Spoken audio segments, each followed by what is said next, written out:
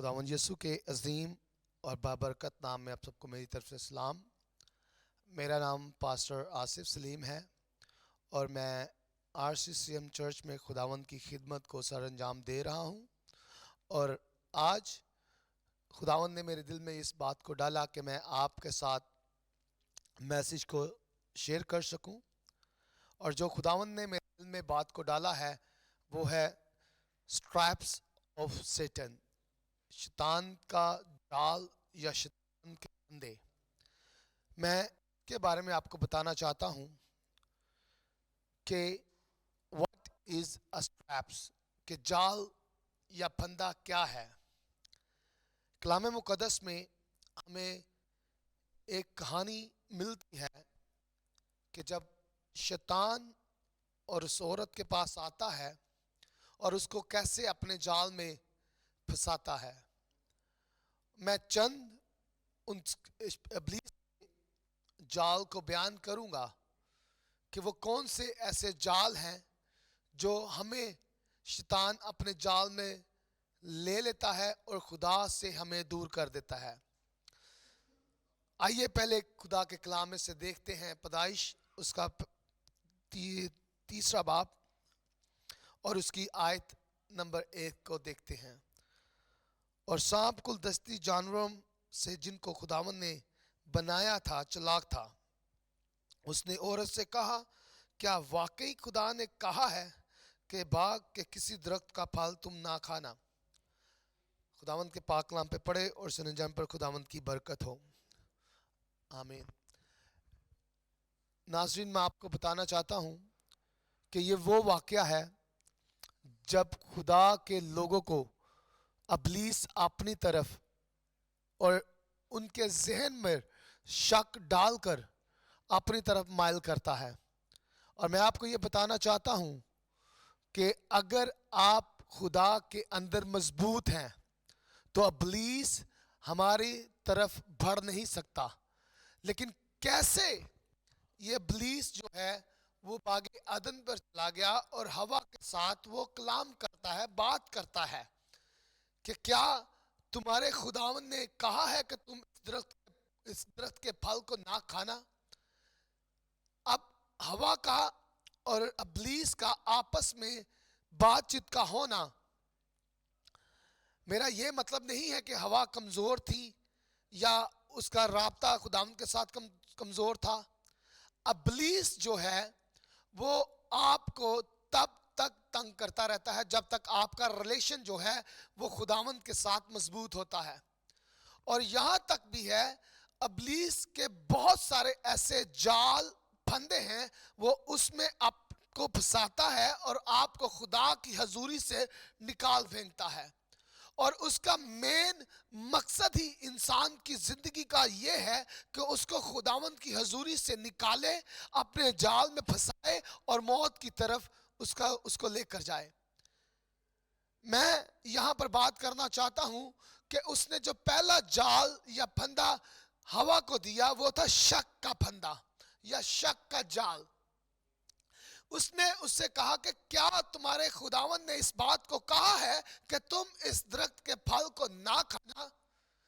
یہ پہلا جال تھا جو ابلیس نے ہوا کے اوپر ڈالا اور شک اس کے ذہن پر ڈال دیا، اور اسی شک کی وجہ سے اس نے اس پھل کو کھایا اور اس نے سوچا کہ اگر میں کھاؤں گی میں تو مروں گی نہیں۔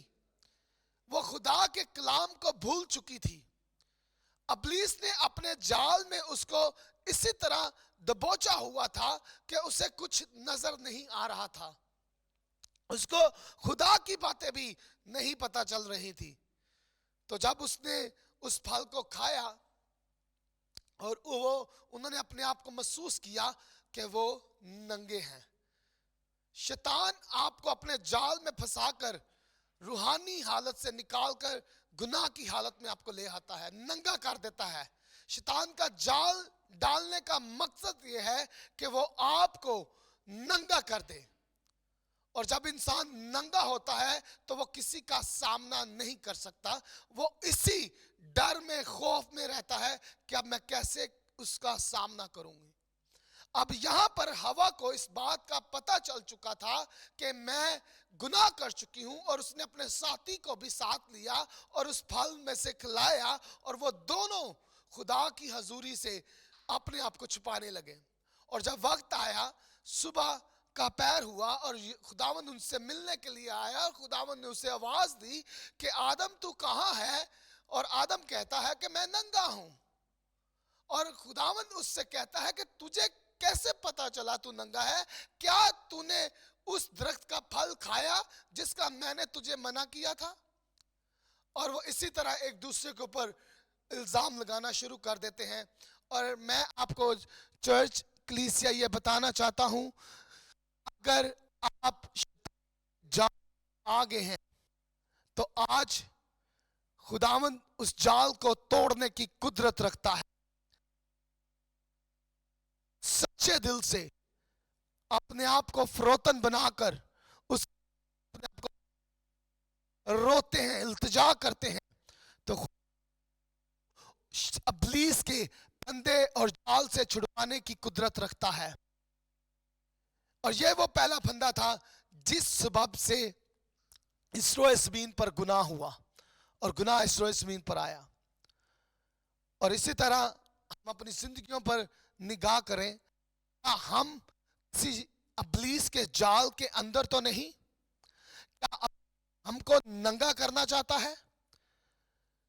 کیا ابلیس یہ چاہتا ہے کہ جو ہمیشہ کی زندگی کے وارث بننا چاہتے ہیں خداوند کی حضوری سے نکل جائیں؟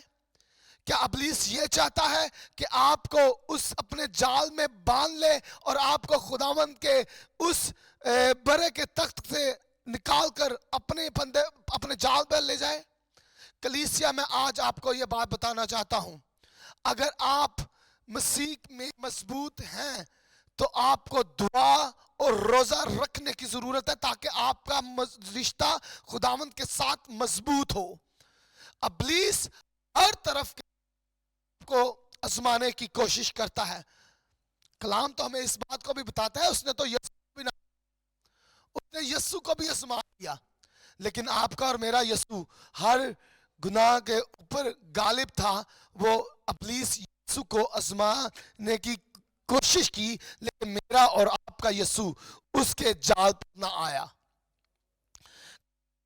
میں بتانا چاہتا ہوں، اگر آپ ابلیس کے پھندے اور جال سے نکلنا چاہتے ہیں تو یہ ہمارا کلام حق جو ہمیں اس بات کی گواہی دیتا ہے کہ یسوع مسیح جو مر گیا تھا اور مردوں میں سے تیسرے دن جی اٹھا ہے اور باپ کی طرف دینی طرف بیٹھا ہے، وہ ہمیں چھڑوانے کی قدرت رکھتا ہے۔ اسی طرح لالچ کا وہ ابلیس ایک پھندا ڈالتا ہے۔ اگر آپ پرانے عہد نامے میں جہازی کے بارے میں جانتے ہوں جو الیشا کا شاگرد تھا، وہ لالچ میں آ گیا تھا۔ جب نعمان کوڑی اس کے پاس آتا ہے تو وہ نذرانے اس کے سامنے رکھتا ہے، لیکن الیشا اس نذرانے کو لینے سے انکار کر دیتا ہے۔ اور خدا کے کلام کے مطابق لکھا ہے جب نعمان کوڑی اسے ملنے کے لیے آتا ہے تو وہ الیشا جو مرد خدا ہے اس سے کہتا ہے کہ جا اور یدن پر 7 گوتے مار۔ یہ ساری جو بات چل رہی ہے اس میں جہازی اس چیز کو دیکھتا ہے کہ وہ کتنے سونا چاندی اور کپڑے لے کر آیا ہے تاکہ وہ الیشا کو دے سکے، لیکن الیشا نے لینے سے انکار کر دیا اور اس لالچ کے پھندے پر جہازی پھنس گیا۔